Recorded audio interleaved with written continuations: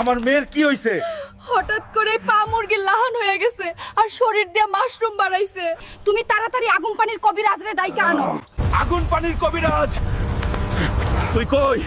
আমার মাইয়ার অবস্থা খারাপ, তাড়াতাড়ি বাইর হ। সর্বনাশ, ওরে তো জঙ্গলের কানি ডাইনি জাদু করছে।